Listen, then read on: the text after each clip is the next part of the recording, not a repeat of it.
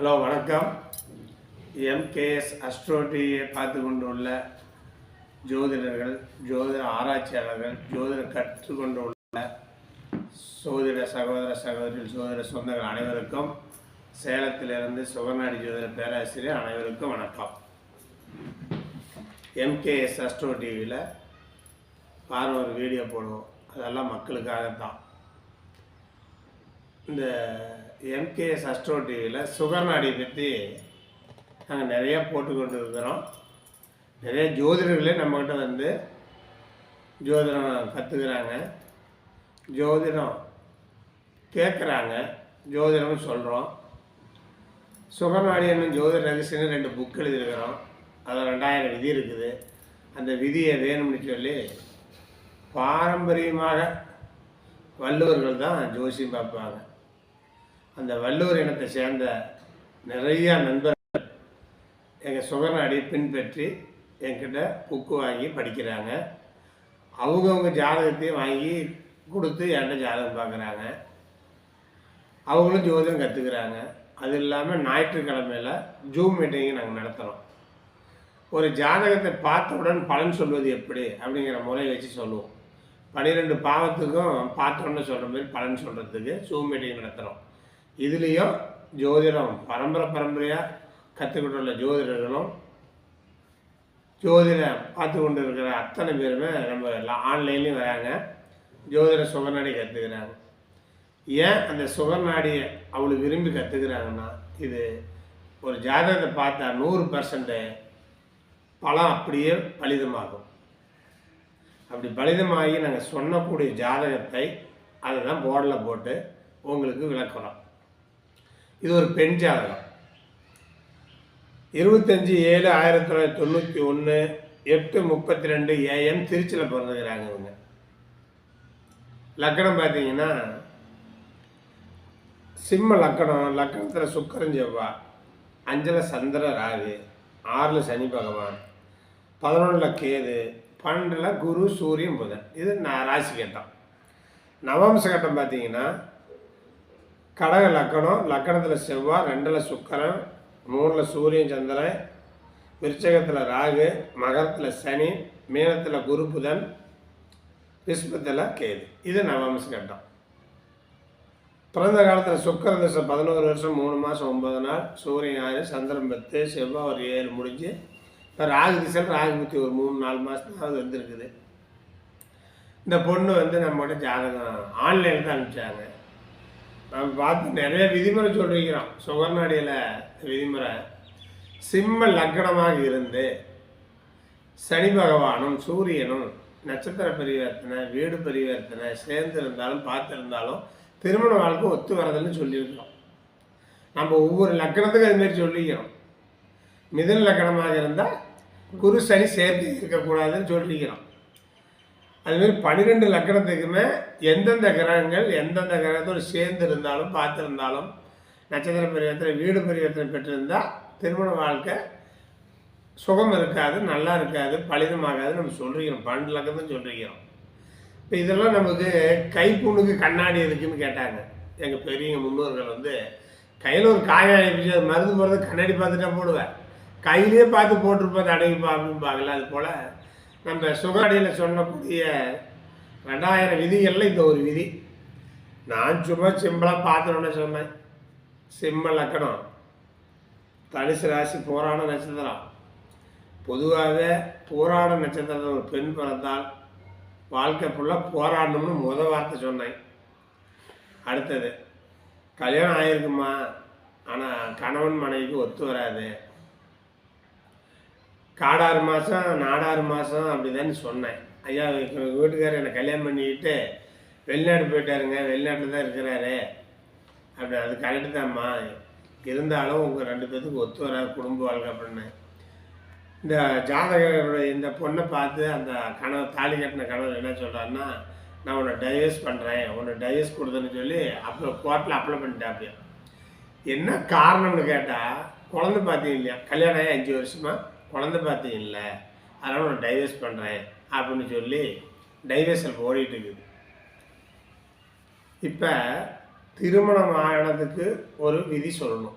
சிம்ம லக்கணத்துக்கு 7ஆம் அதிபதி சனி பகவானை குறுப்பாகுது. ஆனால் திருமணம் ஆயிடுச்சு. ஆனால் லக்னாதிபதி 7ஆம் அதிபதியும் கடுமையான பகை ரகம்.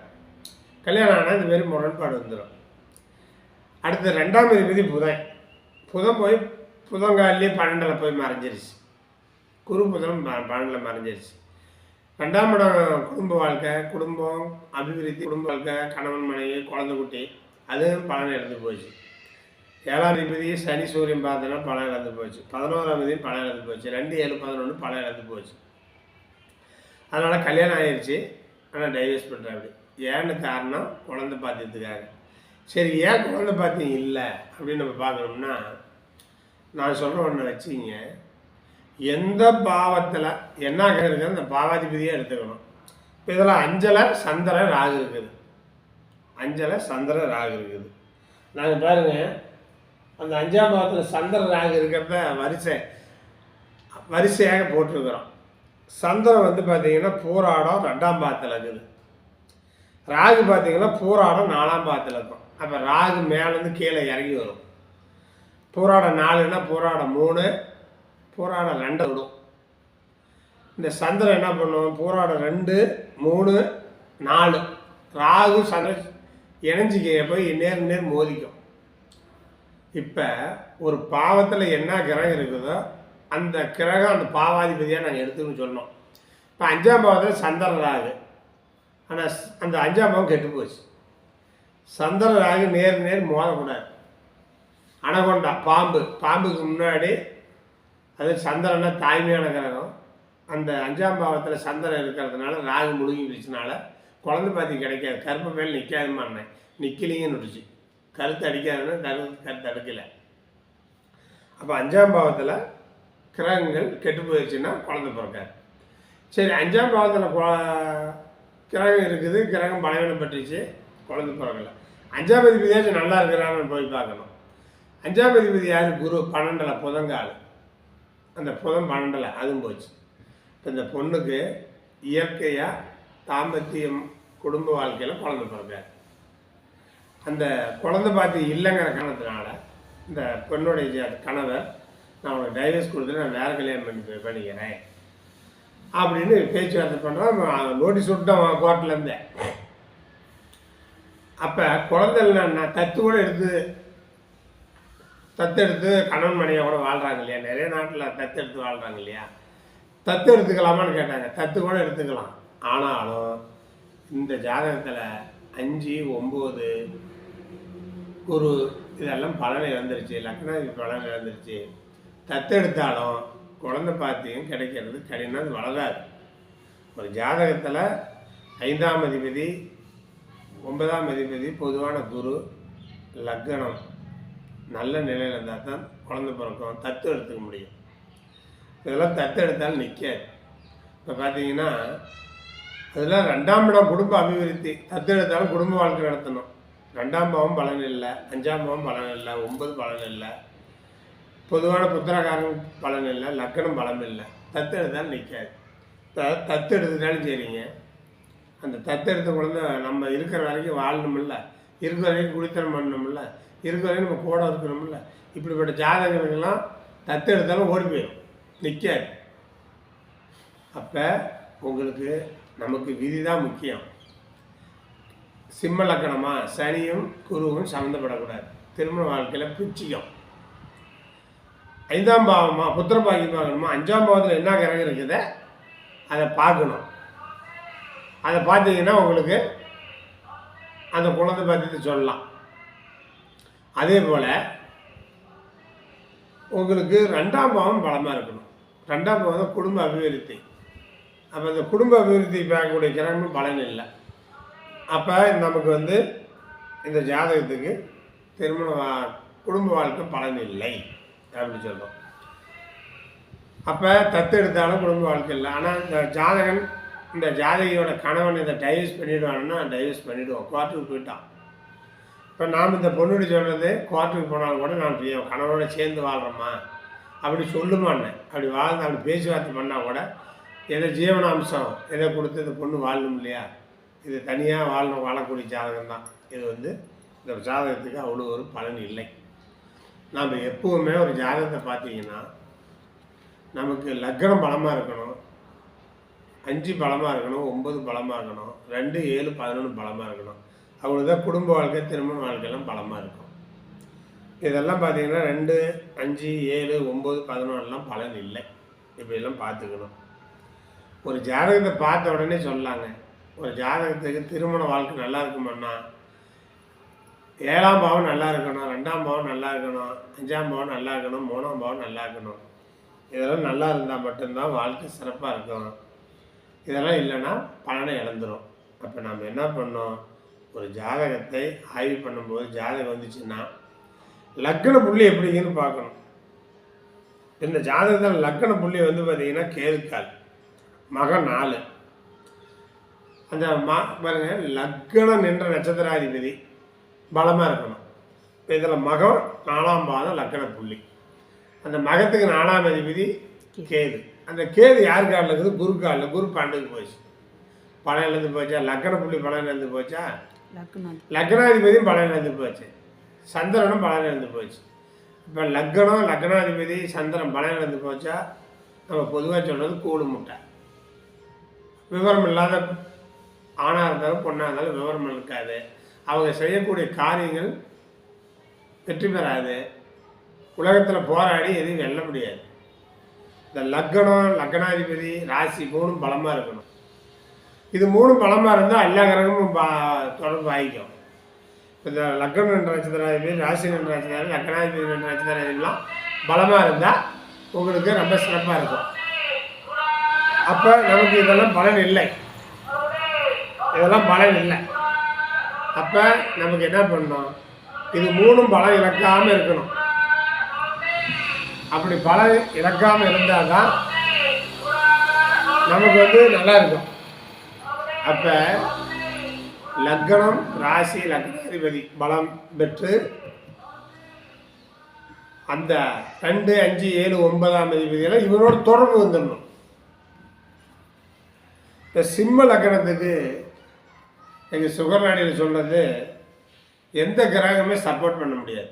எந்த கிரகமும் சிம்ம லக்னத்துக்கு ஒரு நன்மையை செய்கிறதுக்கான பவர் இல்லை. ஏன்னு கேட்டிங்கன்னா, சிம்ம லக்னத்துக்கு 5ஆம் அதிபதியாக குரு வருவார், அவர் அஷ்டமாதிபதியாக போயிடுவார். 4, 9ஆம் அதிபதியாக செவ்வாய் வருவார், பாதகாதியாக போயிடுவார். சனி 7 கூடையாக வருவார், அவர் 6 கூடைய சத்ருஸ்தானாதிபதியாக வந்துடுவார். சந்திரன் சூரியனுக்கு நட்பு கிரகம் விளையாதிபதியாக வந்துடுவார். 10ஆம் அதிபதி சுக்கிரன் 3 கூடைய மாரகாதிபதியாக வருவார். புதன் 2, 11 கூடிய கிரகம், சமநிலை கொடுக்கக்கூடிய கிரகம். இப்படி சிம்ம லக்னத்துக்கு எந்த கிரகமும் மற்றொரு சப்போர்ட் இருக்காது. அந்த கிரகம் என்ற நட்சத்திராதிபதிகளுடைய பலன் இருக்காது. அதுக்கு தான் நாங்கள் சொல்லுவோம், சிம்ம லக்னம்னா லக்னாதிபதி ஒருவரே, சுபரும் யோகரே. இப்போ சூரியன் கெடாமல் இருக்கணும். லக்னத்தில் இருக்கலாம், 2 இருக்கலாம், 4 இருக்கலாம், 5 இருக்கலாம், 7 இருக்கலாம், 9 இருக்கலாம், 10 இருக்கலாம், 11 இருக்கலாம். இந்த இடத்துல சூரியன் இருந்து ராகு எதுகள் 6, 8 இல்லாத இருக்கணும். சனி சேர்க்கையோ பார்வையோ இருக்கக்கூடாது. அப்போ தான் சிம்ம லக்னம் பலம் பெறும். இல்லைன்னா சிம்ம லக்னம் பலம் பெறாது. சிம்ம லக்னத்தில் ஒருத்தர் பிறந்தார், சிம்ம லக்னத்தில் ஒரு ஆணோ பொண்ணா பிறந்து நம்மகிட்ட ஜாதகம் கொடுக்க வந்தால் இந்தமாரி சூரியனை கணக்கிட்ட வேண்டும்.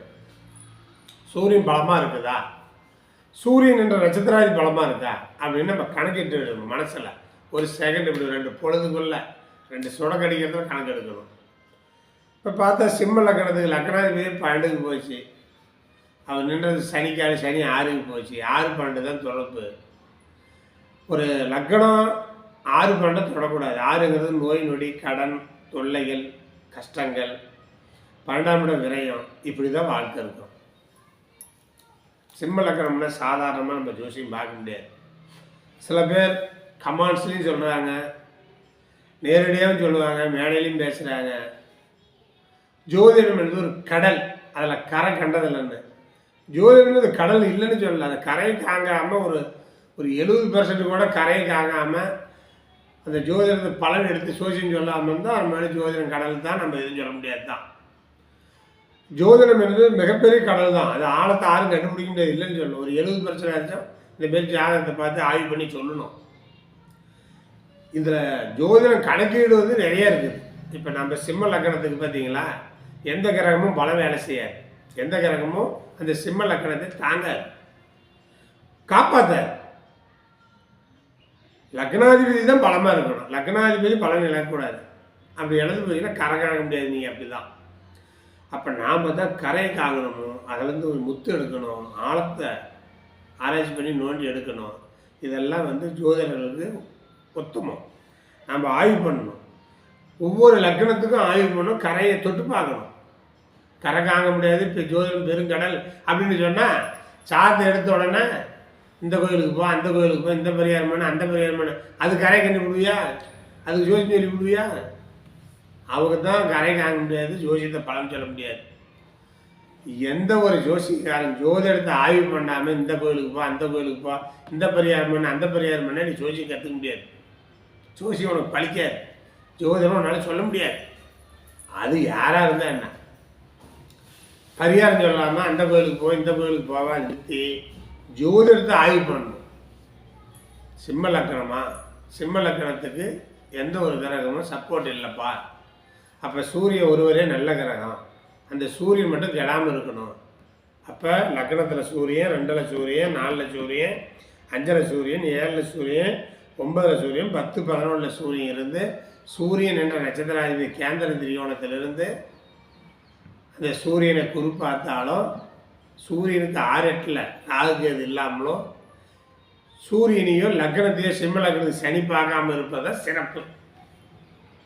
இத்தனை 1000 விதி இருக்குது சிம்ம லக்னத்துக்கு.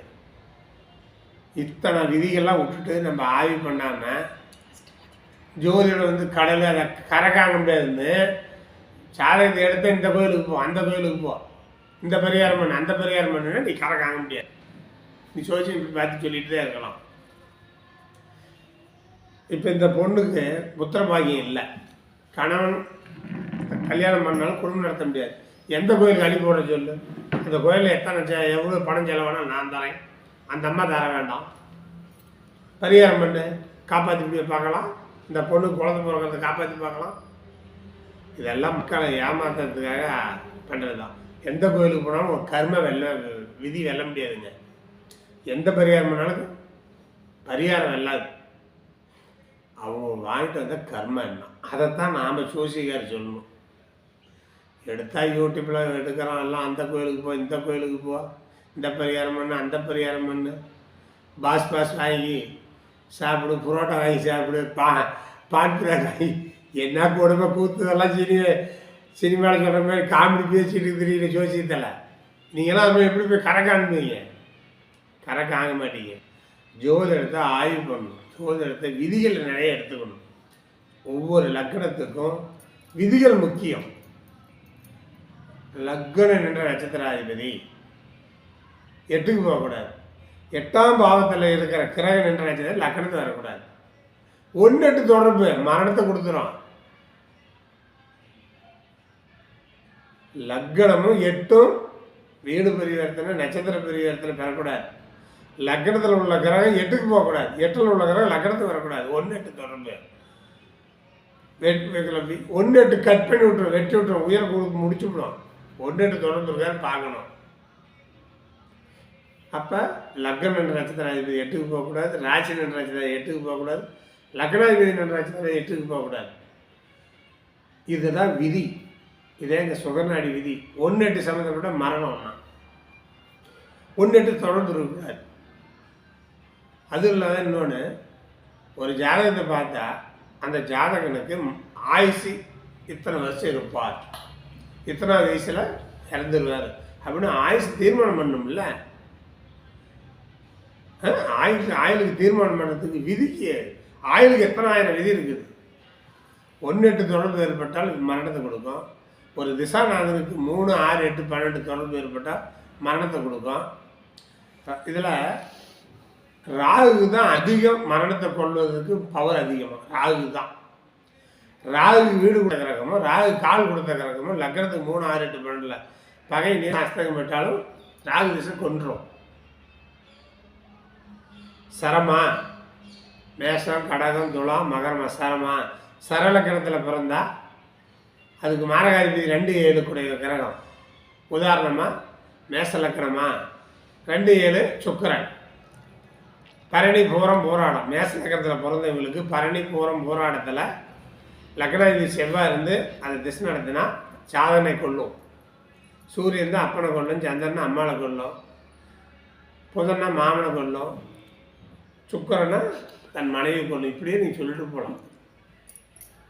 இப்போ சரத்துக்கு 2 7 மாறணும்னா அந்த அதிபதி கொள்ள மாட்டார், அந்த நட்சத்திரத்தில் கொள்ளும்.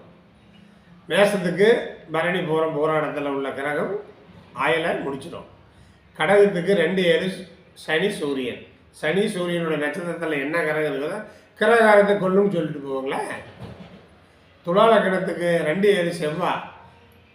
துலா லக்கணத்தில் பிறந்து மிருகசிரீசம் சித்திரை அவட்டத்தில் பிறந்து 4ஆம் திசை சனி திசை வந்து சனி துலா லக்கணமாக இருந்து சனி மிருகசிரீசம் அவிட்டம் சித்திரையில் சனி இருந்து திசை நடந்தால் சாதனை கொள்ளும். இதான் சொல்லுங்கள. மகர லக்கணமா சந்திரன் பூசம் அனுசம் உத்திரட்டாதி இருக்குதா. சனி திசை இருப்பவர்களும் கூட்டிக்க. சந்திர திசை சனி புத்தி 1000 கொட்டிடும். 65 தாண்ட மாட்டான். சரத்துக்கு 2 7 மாரகாதிபதி, சிரத்துக்கு 3 8 மாரகாதிபதி, உபயத்துக்கு 7 11 மாரகாதிபதி. இந்த மாரகாதிபதி நட்சத்திரத்தில் என்ன கிரகம் இருப்பார், அந்த காரகத்தை கொண்டுன்னு சொல்லிட்டு போவாங்க. இத்தனை விதி. இதை போய் கடலில் கரகாக முடியாது, இறங்கி நீச்சல் அடிக்க முடியாது, உட்காந்துக்கிட்டு கடல்லையே வரப்பு மேலே வைக்காலில் மேலே உட்காந்துக்கிட்டே கடலில் இறங்காது அப்படி எப்படி கண்டுபிடிக்க முடியும்? நீ ஆழம்பு இறங்கு. ஜோதிட விதிகள் நிறையா இருக்குது. நீ இறங்கின்ற ஜோதிஷம் பார்த்து சொல்லிடலாம், கரையும் கண்டுபிடிக்கலாம், ஆழமும் தேடி பார்க்கலாம். முழிச்சா ஆழம் போய் தோண்ட தேவையில்லை. ஒரு 60 70% ஜாதகம் சொன்னால் போதும். அது பரிகாரம் தேவையில்லை, கோயிலுக்கு போக தேவையில்லை. எந்த கோயிலுக்கு போனாலும் நம்ம விதி கர்ம வெல்ல முடியாது. ஒரு ஆண் ஜாதகம், ஒரு பெண் ஜாதகம், ராகுக்கு 5 9 2 பாவகிரகம் இருக்குது. அந்த பாவகிரகம் லக்னத்துக்கு 7ஆம் அதிபதி இருந்தால் எத்தனை திருமணம் பண்ணாலும் வாழ்க்கை சிறப்பு இருக்காது. ராகுக்கு 5 9 பாவகிரகம் 2 இருக்கக்கூடாது, 2 3 இருக்கக்கூடாது, 2 கூட இருக்கக்கூடாது. உதாரணமாக உங்களுக்கு இன்னைக்கு கோச்சாரத்தில் ராகு கும்பத்தில் இருக்குது. அதுக்கு 5 9ஆம் இடம் மிதுனமும் கன்னியும். அங்கே 2 பாபகிரகம் இருக்கக்கூடாது. உதாரணமாக சூரியன் செவ்வாய் இருக்கக்கூடாது. இப்போ ராகுக்கு 5 9 சூரியன் செவ்வாய் இருக்குதுன்னா அந்த சூரியன் செவ்வாயை எந்த லக்கணத்துக்கு 7ஆம் அதிபதியாக அது பார்க்கணும். கும்ப லக்கணத்துக்கு சூரியன் 7ஆம் அதிபதி, ரிஷப லக்கணத்துக்கு செவ்வாய் 7ஆம் அதிபதி, துலா லக்கணத்துக்கு 7ஆம் அதிபதி செவ்வாய். அப்போ ராகுக்கு 5 9 சூரியன் செவ்வாய் இருந்தால் நான் சொன்ன லக்கணக்காரங்களுக்கு எத்தனை கல்யாணம் பண்ணாலும் குடும்ப வாழ்க்கை நடத்த முடியாது. பண்ணிகிட்டே இருப்போம், ஓடிக்கிட்டே இருக்கும், ஓடியே போயிடும். இதெல்லாம் ஜோதிட விதி, சுகர்நாடியோட விதியை பிடிச்சி வேண்டியதானே. அடுத்தது ராகுக்கு 5 9 சூரியன் சனி அல்லது செவ்வாய் சனி இருந்தால் அந்த யாரும் தொழில் அமையாது. அடுத்து சூரியன் ராகுக்கு 5 9 சூரியன் இருந்தால் அந்த ஜாதகம் அப்பனுக்கு பலன் இல்லைன்னு சொல்லுவோம் நாங்களாம். ஆமாங்க, அப்பா இல்லை, இருந்தும் புரோசனம் இல்லைம்பாங்க. ராகுக்கு 5 9 பாவங்கள் 2 இருக்கக்கூடாது.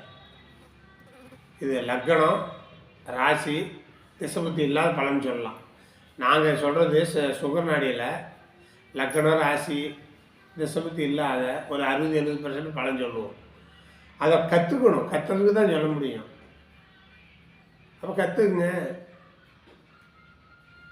ஒரு ஜாதகத்தில் செவ்வாய் ராகு சேர்ந்தாத அது எந்த பாவத்தில் இருக்குதுன்னு பாருங்கள். அந்த பாவத்தினுடைய காரகம் அடிப்படும். செவ்வாய் ராகு சேர்ந்து 7ஆம் பாவத்தில் இருக்குதுன்னா ஒரு ஆண் ஜாதகம்னா அவனுக்கு வரக்கூடிய மனைவி பிசாசியாக இருப்பாள், பேய் பிசாசியாக தான் இருப்பாள். 4ஆம் பாவத்தில் தான் அம்மாளுக்கு பேய் பிசாசி பிடிச்சிக்கும். 9ஆம் அப்பனுக்கு இருக்கும். செவ்வாய் ராகு சம்மந்தப்படக்கூடாது. செவ்வாய் ராகு நட்சத்திரம் ராகு செவ்வாய் நட்சத்திரம் இந்த தொடர்பு இருந்தாலே ஒரு ஜாதகத்தில் அது பேய் பிடிக்கும், பெசாச்சு பிடிக்கும், மந்திரம் போடுவாங்க, கழுப்பு கழிப்பாங்க, திருஷ்டி சுற்றுவாங்க, இதெல்லாம் செஞ்சுக்கிட்டு தான் இருப்பாங்க. அப்போ இந்தமாரி செவ்வாய் ராகு சேர்ந்துருக்குதா, ராகுக்கு 5 9 என்னென்ன கிரகம் இருக்குது, இதெல்லாம் அடிப்பட்டுன்னு சொல்ல வேண்டியது தானே. புதுசாக சுகநாடியில் விதிகள் நிறைய சொல்லிட்டு தானே வரோம் நாங்கள். அப்போ இந்த மாதிரியெல்லாம் நீங்கள் விதியை பலமாக எடுத்து விதியை சொல்லி அந்த ஜாதகத்தில் உள்ள கர்ம பலன் இதான்ப்பா, இப்படி தான் நடக்கும் அப்படின்னு சொல்லி வந்தீங்கன்னா சோசியம் மனிதமாகும். கரையும் காணலாம், ஆழமும் காணலாம். ஒரு ஜாதகத்தில் குருவுக்கு 5 9 சூரியன் செவ்வாய் தொடர்பு இருந்தால் மருத்துவர் பிடிப்பேன்னு சொல்லலாம். ஒரு ஜாதகத்தில் குருவுக்கு 10 சூரியன் இருக்குது. அப்போ அந்த ஜாதகம் குருவுக்கு 10 சூரியன் இருந்தால் ஒரு தொழில் சிறப்பாக இருக்குன்னு சொல்லலாம். இந்தமாரி சுகநாடியல் லக்கணம் ராசி திசபுத்தி இல்லாமல் பலன் சொல்லக்கூடியது நிறைய இருக்கும். அதையும் சொல்லுங்கள், திசபுத்தியும் பலன் சொல்லுங்கள், தப்புன்னு கிடையாது. திசபுத்தியிலும் பலன் சொல்லலாம், திசபுத்தி இல்லாமல் கிரக சேர்க்கை பலன் சொல்லலாம். ஆதி காலத்தில் லக்கணம் போட கிடையாது, திசபுத்தி இல்லை. 9 கோள்களை வச்சு தான் ஜாதகம் சொன்னாங்க. அந்த 9 கோள்கள்லாம் எப்படி செயல்படுதுன்னு பாருங்கள். பொதுவாக ரிஷ்பத்துலேயும் துலாலையும் குரு இருந்தால் அவங்களுக்கு மனைவி திருமண வாழ்க்கை குடும்ப வாழ்க்கையில் ஏதோ ஒரு பால்ட்டு இருந்துக்கிட்டு தான் இருக்குமா. குருவும் சுக்கரனும் பரிவர்த்தனை ஆகக்கூடாதுங்க. இப்போ எனக்கு இருக்குது நான் நல்லா இருக்குதுன்னு சொல்லக்கூடாது. நீங்கள் நான் சொல்கிறேன் கேளுங்க. ஒரு ஜாதகத்தில் ஒருத்தர் சொன்னேன், குரு துலாமில் இருந்துச்சு, மனைவியால் சிறப்பு இல்லை, மனைவியால் ஒரு யோகம் இல்லை, எனக்கு கல்யாணம் ஆகி நான் கணவன் மனைவி நல்லா இருக்கிறாங்கன்னு சொன்னேன். அப்படி அந்த அவருடைய வீட்டுக்காரமாக பார்த்தா அது ஆம்பளை அடங்குது. நீங்கள் சுக்கரனுடைய மனையில் ரிஷ்பத்துலேயும் துலாலையும் குரு இருந்தால் அவருக்கு வரக்கூடிய மனைவி ஏதாவது ஒரு விதத்தில் பால்ட்டு இருக்கும். எனக்கு நல்லா இருக்குது, நான் கல்யாணம் பண்ணி குழந்தை குட்டியோட தான் இருக்கிறேன் அப்படின்னு போய் பார்த்தா அந்த அம்மாவை பார்த்தா ஆம்பளை அடங்குது. குறை வந்துருச்சா இல்லையா? சுக்கரன் என்பது பெண் தன்மையை கொடுக்கக்கூடிய கிரகம். அதை குரு அசர குரு வீட்டில் தேவ குரு உட்காரக்கூடாது. அவருக்கு வரக்கூடிய பெண்ணை ஏதோ ஒரு குற்றம் குறையோட தான் இருக்கும். இப்படி சுகநாடி முறையில் நிறைய விதிமுறை இருக்குது. அப்போ இந்த சுகநாடி முறையில் நாங்கள் உங்களுக்கு வாரம் ஒரு வீடியோ போட்டு நிறைய விதிகளை சொல்லி கொடுத்துக்கிறோம். எம்கே சஸ்டோ டிவி பார்த்து கொண்டு உள்ள நேயர்கள் அனைவருக்கும் ஷேர் பண்ணுங்கள், சப்ஸ்கிரைப் பண்ணுங்கள், லைக் பண்ணுங்கள் அப்படின்னு சொல்லி உங்களிடம் விடைபெறுகிறேன். மீண்டும் சந்திப்போம். நன்றி, வணக்கம்.